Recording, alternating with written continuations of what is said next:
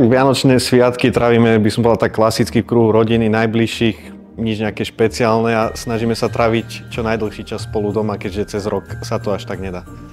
Ja to mám takisto, teším sa na tie sviatky, že konečne môžem byť s rodinou pokope, keďže cez sezónu som moc s nimi není a moc často sa nevidíme, akurát keď sa prídu pozrieť na zápas, ale tak to je jeden deň, takže ja sa na to veľmi teším. Ja by som povedal, už keď začína ten mesiac december, už to tak pomaly sa rozbieha, pomaly začínajú výzdoby všade, taká nálada, takže je to postupne a ja osobne mám veľmi rád tieto sviatky, takže na ne sa teším. Mňa tak asi po sezóne, keď prídem domov za tou rodinou, chodíme po nákupoch, nakupujeme vianočné ozdoby, stromček a celkovo asi možno týždeň pred Vianocami ma to tak začne chytať. U mňa to je tak, že ja si to vždy nechávam na poslednú chvíľu, vždy je to tak 2 dní pred Vianocami, že to riešim, takže ja to moc neobľúbujem, ale tú poslednú chvíľu ma napadne, by som povedal, viac vecí ako dopredu. Ale nič špeciálne, také klasické veci by som povedal. Ja to mám rád, keď môžem mamine alebo bratovi alebo ocinovi spraviť radosť, takže, ale tiež si to nechávam na poslednú chvíľu.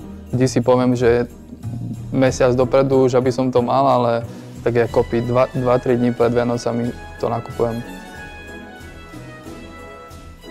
Máme doma živý, ale toto nechávam na starosti. Máme tam na starosti celú výzdobu doma. Aj keby chceme pomôcť, myslím, že to po nás napraví, takže nechávame to všetko na ňu doma.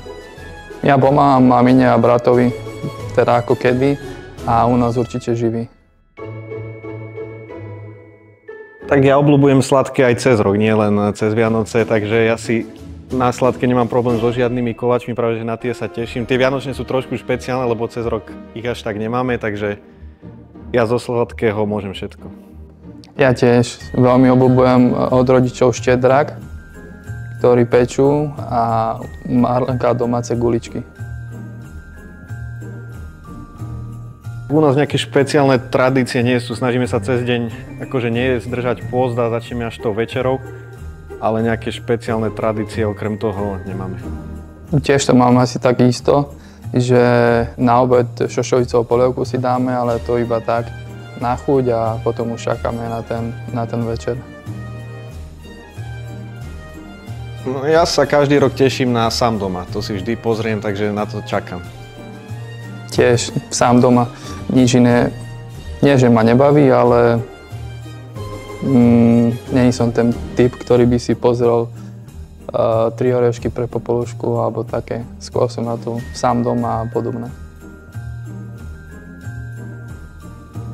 Naša večera tá sa skladá, u nás sa to volá ako pupaky, to sú rožky s makom na sladko. Začíname predtým ešte oplátka s medom, klasicky. Potom máme kapusnicu a buď máme file alebo lososa. My začíname tiež oplátkou s medom a s cesnakom, potom si nakrájame jablčko a posledné 2-3 roky sme zvykli robiť lososa s majonézovým šalátom. Na sviatku ja mám najradšej to, že môžeme byť ako rodina pokope, keďže cez rok sa tak až nestretávame spolu. Dá sa povedať, že tá vianočná večera je taká možno jedna, že čo sme fakt spolu, že večer, alebo obed, že máme spolu. Takže snažíme sa to využiť naplno a už postupne aj tak potom voľne už zase prichádza chuť na futbal, takže trávime spolu tieto sviatky, ale potom postupne zase sa to rozbieha. Tiež sa na to teším, že budeme spolu, keďže skoro celá rodina bývame v tej istej dedine, takže sa často navštevujeme, trávime spolu čas a najviac sa ale teším na bratov turnaj, ktorý bude od 26.